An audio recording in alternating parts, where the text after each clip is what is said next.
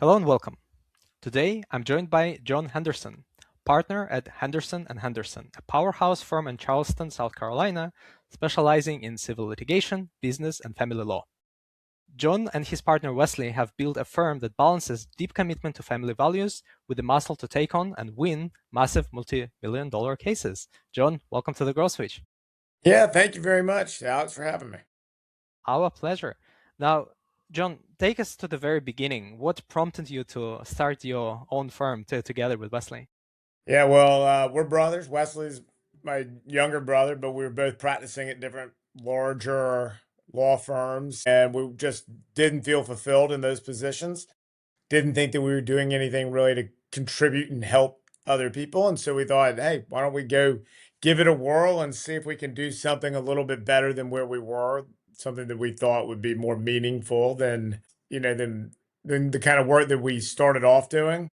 And Mhm. so we started back in 2014. So we've been in business a little over 11 years now. And we started with just the two of us. Now we've got 22 employees or so. And then we've got a growth pattern that we're trying to accelerate over the next 3 years as well. We've opened up another office north of here, so a second location that we're working on building out as well now.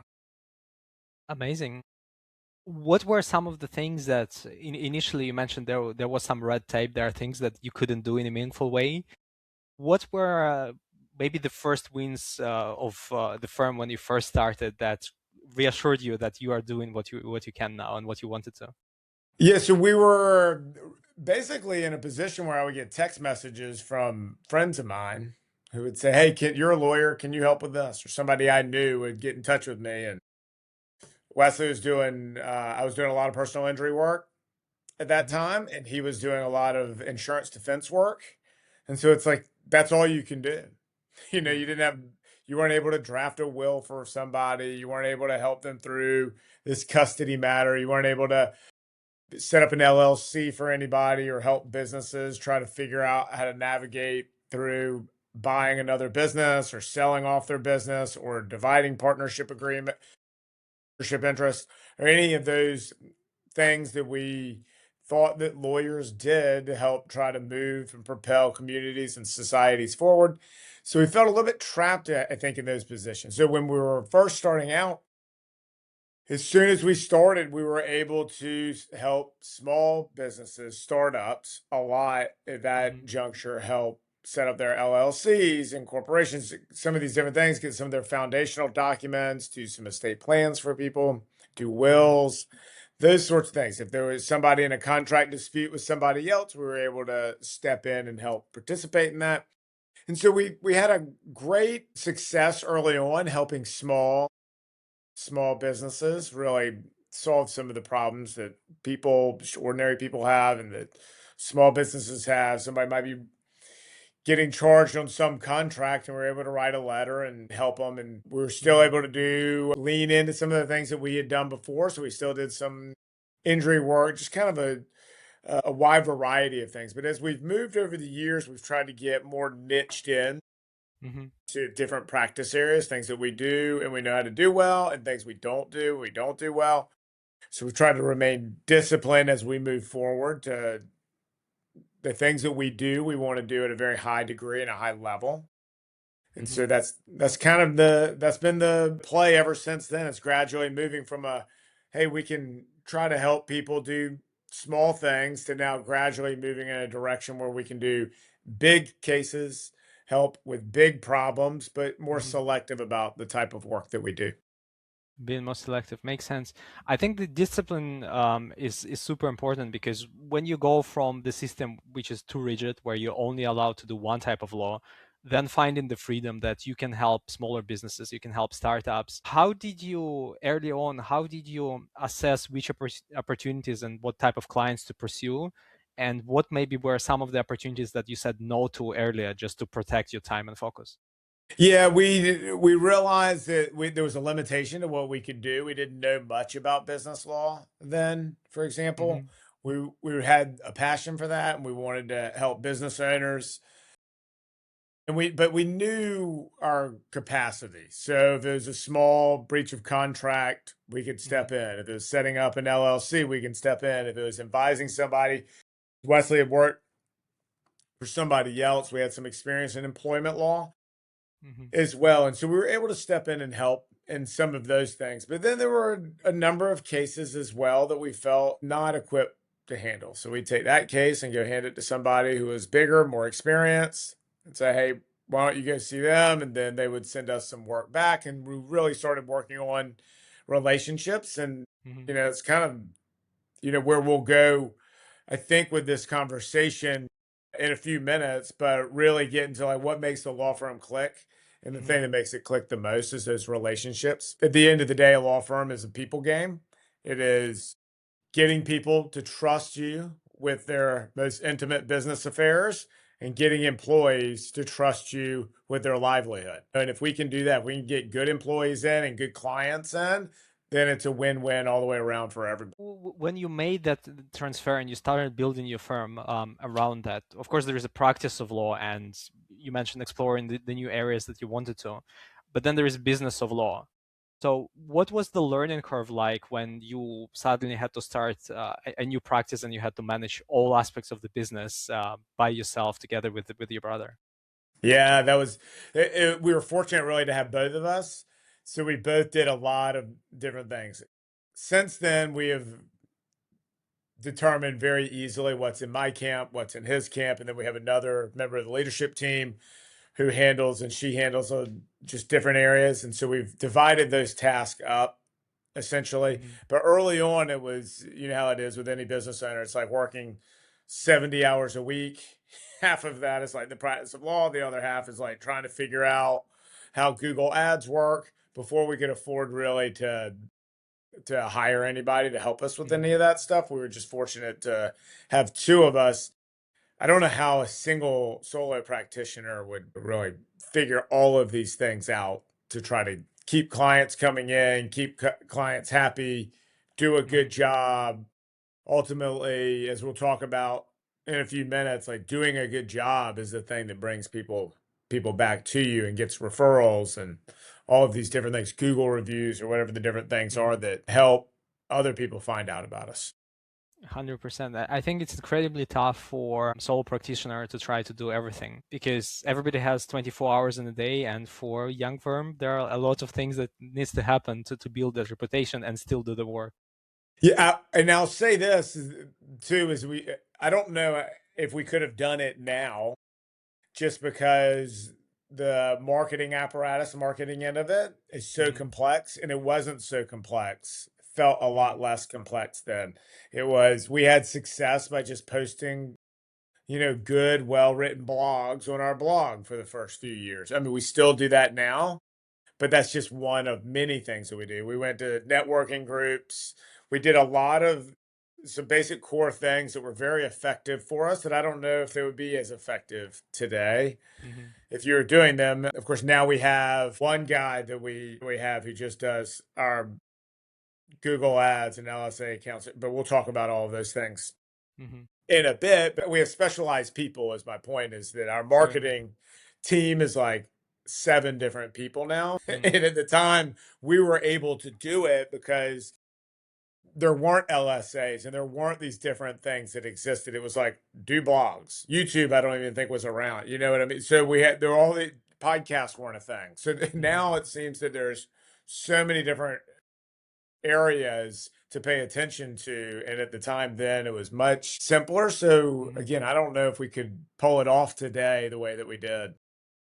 It's certainly gotten more complex, which makes us appreciate when there are good opportunities around because we have the benefit of hindsight and knowing that if those come around, they are rarer and there has to be absolutely utilized now because they won't stay around for long. John, I want to ask you about making your firm, thinking about it as a business, as professional service.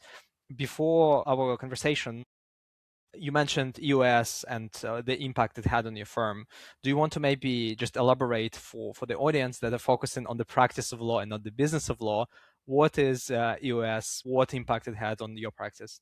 Yeah, EOS is Entrepreneur Operating System. and it's been a massive improvement for our firm it's basically a cadence of how entrepreneurs would run at small and medium-sized firms. The idea is that the corporate structure is fine for large international corporations, but there was no appropriate, but fitting the C-suite ideas into a small, let's say 50-person firm just doesn't really work very well.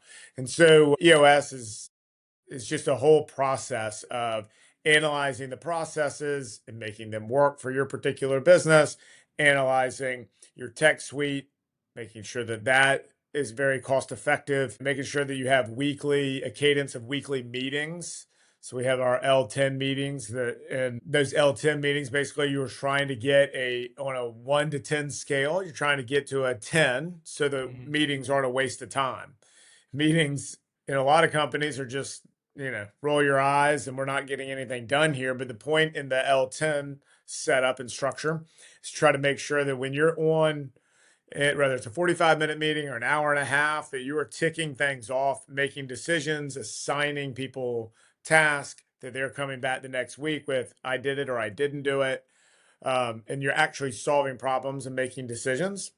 Before the EOS system, before we implemented a lot of these ideas and these things, there's a little bit of like Wesley and we would have a bad habit of calling each other on the way home from work, and I'd sit in my driveway for 30 minutes talking to him on the phone, and we weren't hemming and hawing over what decision to make. Now, when we get in and we're discussing that decision, it's like, all right, we're going to throw all the information out there, and in 5 to 10 minutes, we're going to make a decision, and we're all going to be on board with that and go with it, rather than letting it sit for a year and hemming and hawing over it. We just make a decision and go with it much more easily. And if it's, we've always been of the mindset that if we're not both in agreement and excited about something, then it's a no. But this forces us to make a decision, yes or no, or this employee or that employee, or what's this bonus structure going to look like? Whatever the decision is, we need to go find $10,000 in a budget and cut some stuff out. Like, what are the things that we're cutting? We're making a decision about that quickly. That's an interesting perspective, and I'd love to dig a little bit deeper on that, because you run firm with your brother, so I guess the dynamic is different to some other partnerships and some other law firms. In Amazon, I believe there is a saying, disagree and commit, where sometimes in the leadership, somebody might have a disagreement on the topic, but if the responsible person says, I believe that's the best forward, they commit to making it happen without sabotaging each other along the way. How do you manage the same approach that everybody needs to be in agreement with a wider firm? Is that universal policy, or is it at the management level? To the management level. So we're making decisions.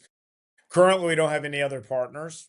So it's just the two of us. And, I think our team trusts us. We spend a lot of time on hiring, trying to make sure we have the right people in. Nobody with egos, nobody who is out trying to sabotage anybody else. I think that the team trusts us and the decisions that we make. And, we like that way. We will evolve into, a different iteration where we'll have partners and different considerations. But for now, this works pretty well. Like I said, we have an operations manager essentially, and then we have another member of the leadership team. And so it's the four of us, and we discuss something, and we have not come to like 2 versus 2 yet. It's usually we're either, if I'm outnumbered, fine. It's like it's having enough flexibility to know that, nobody's dying on any hills. We're trying to make 5 to 10 concrete decisions every time we get together once a week about sometimes really meaningful things, and sometimes it's something not a very big deal at all. But either way, we are set currently in a pattern that we've never really had any problems making those decisions or any pushback. We invite feedback in a particular way from our employees, and so that at least we get the feedback and we can hear it and try to solve those problems for them. But I think that they recognize that we are here to set up a structure that makes their life a lot easier. And, that's what we set out to do. So we say, hey, what are your pain points? And then we bring it to the leadership team to try to solve that pain point. Does everybody like what we're deciding to do all the time? Probably not. In fact, I'm sure not. But But everybody goes along with it. We've never had an instance where somebody's like, hey, I'm just not doing that. And I think something that you said that should resonate with a lot of our audience as well is that it's better to make the decision be directionally correct and move forward, because that indecision, not making those, several decisions every week, that's what actually kills growth and that gets many firms stuck. Making the decision, if you're wrong, you can always change your mind about That's right. most things.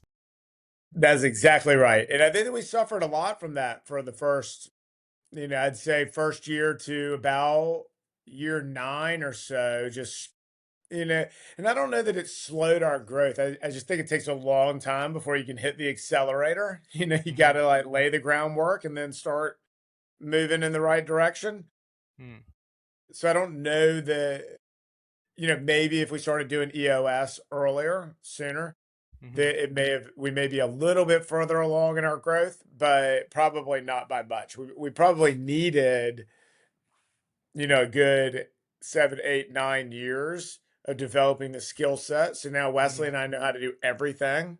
So that there's some benefit to that. There are other companies that do this too. It's like before you get into the management level, you're going to start in the warehouse and move yourself up and see what that is. We have been in the warehouse a lot and done. There isn't anything here that I haven't done. We're not asking any lawyer to do anything that I haven't Mm. personally done and experienced already, so that I'm able to help provide some guidance to them and also say, look, I feel your pain. I know this is an uncomfortable place. Push through. You'll be all right. I think big part of EOS as well is the right people at the right seats. As you were expanding of the last 11 years and you were hiring, do you have any example of maybe the right person in the wrong seat, and how maybe moving people around produced the better result for the firm and for individual? Yeah, we had several instances come to mind. We've had people in like the intake role that were Hmm. better suited in the paralegal role. So once we moved them over, they Hmm. thrived.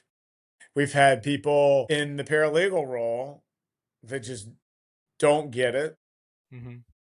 We've had people in the paralegal role move in. In fact, the other member of our leadership team, she was a paralegal for a really long time and she did a fine job doing that. But she's really grown a lot in terms of her professional development. Once we brought her into the leadership role, she has a lot of responsibility. We trust her and she does an excellent job. So we have certainly moved some people around, and we continue to do that. I would say that for the most part there, where we've seen the most is coming up with a structure that, Hmm. as you mentioned, is the right seat, the right person, the right seat. Do they get it? Do they want it?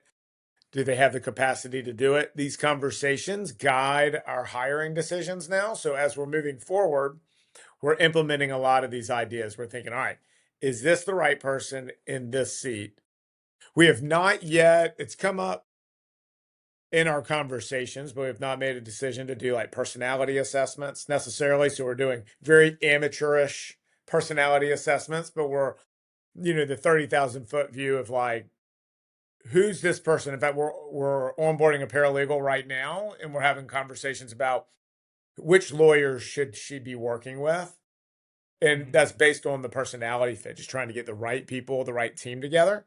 So it's a little bit of that conversation as well. But I would say for the most part that we've moved some people around before EOS accidentally. Like we realize this person doesn't work well here, or whatever the personality fit is.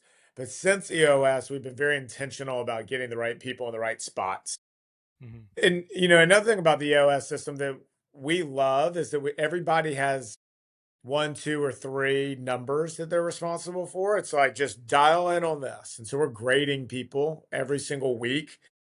Most people have about two numbers that they're being graded on every week. That they have to come into their meetings and like, I did this or I didn't do this, which is just provides enormous focus for people. If you don't know what to do, I remember my uh, a job I had when I was 14, 15 years old. My boss was just always like, if you don't know what to do, just sweep the floor again, but always be busy, find something to do. Right. And, so that's that version of that is like, all right, if you don't know what to do, work on your these two things, Hmm. go to town. And so that's provided a lot of focus, I think, for our employees as well. I think that's a great advice, even if the firm doesn't want to deploy the full EOS frameworks.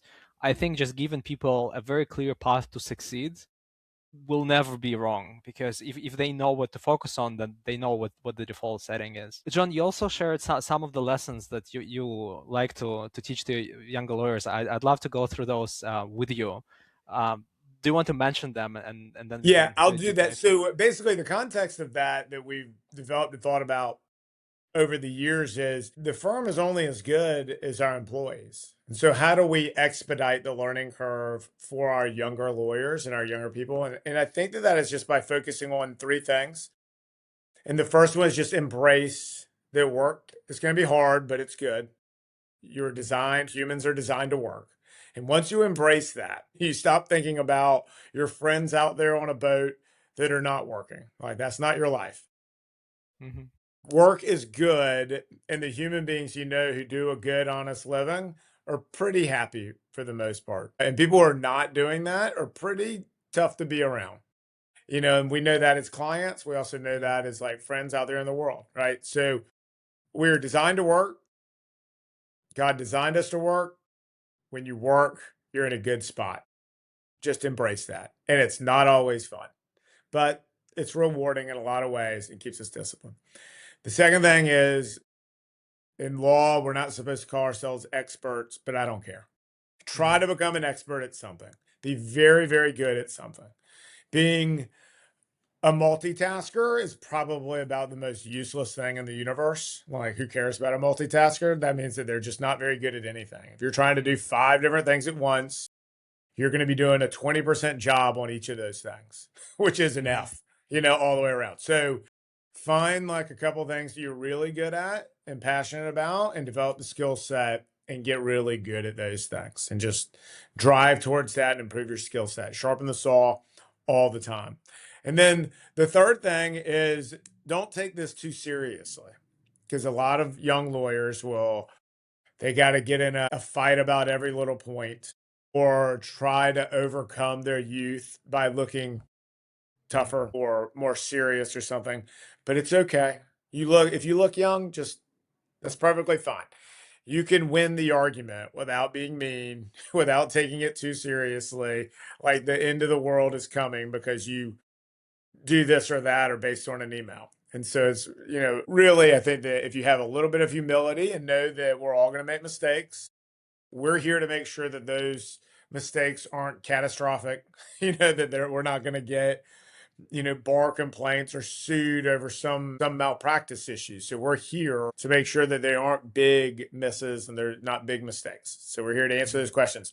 But don't be afraid to go make little mistakes. Other lawyers are nice if you're nice to them. And you don't have to show up and pretend like it's the end of the world if you don't do this thing. It's a long career. Don't get so stressed out over good things.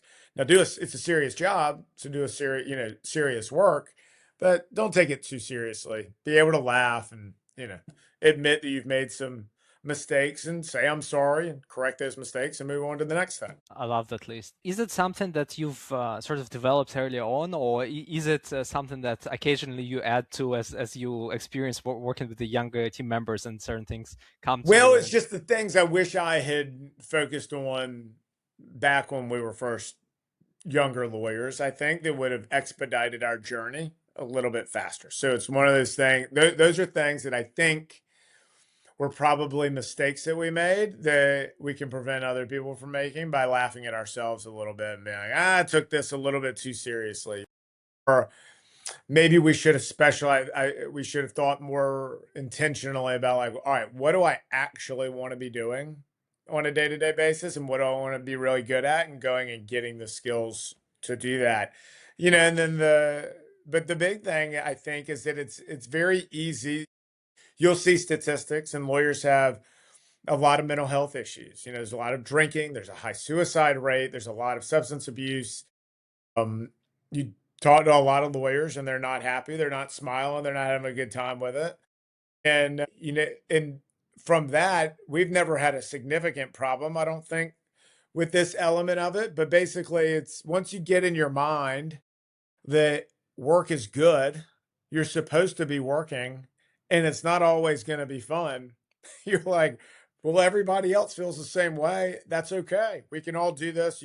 You persevere through those tough moments, but you're doing it with some purpose. And in law, usually people feel some level of a calling to be here, Mm, to be doing it. Otherwise it's who would do law school and the bar exam and put up with the clients if you didn't feel like, oh, well, I'm doing something good for other human beings. It's also a way to help support my family. So there's some good virtuous aspects of the mm, practice of law. So it's pretty easy if you're a lawyer to find that, I mm, think. You'd have to, but it's easy also to be like, oh, woe is me, because it is a challenging profession. And so it's easy to kind of get on the gripe train a little bit. So mm. if you can just keep focused on the fact that, all right, we got good jobs, we're helping people, work is hard, but it's good. And you stay focused on that, and I think that that can be a game changer psychologically for a lot of people. Good things happen. And I think the way you structured those three pieces of advice that I think many people, not just lawyers, receiving those pieces of advice early in their career, that would be a changer. I think within the firm culture, and I'm speculating here, so tell me if that's true, it probably creates a sense of camaraderie that it's not a competition that everybody individually needs to look perfect and be perfect, that everybody can help each other and not take themselves seriously, but at the same time ask for help to make sure they're doing a good job and work Yeah. hard when needed. Yeah. That's if one of our employees said that that's how they feel, that would feel like that's 100% win. We'd be high fiving. But I hope that everybody feels that there's not a competition. We're all in this together and that we're doing good, meaningful work for people. That's amazing. John, I want to talk to you about the subject that you mentioned, the growth of the firm, the marketing aspect of it. Marketing has changed. Facebook 2008, Google Ads when they first came out were a very different entity compared to what it is now. What was your thinking around the marketing and how did you approach it initially? And how has that shifted for you now over the years? So some things have shifted and some things haven't. The number one biggest thing is relationships with people in our community and other lawyers and building trust and being a trustworthy human being is still our biggest driver of clients. I mean, there's hardly a day that goes by that somebody I know doesn't email me and say, hey, I sent somebody to you. So most months when we look at it, it's probably some months is a third of our clients come from relationships that Mm-hmm. Wesley or I have.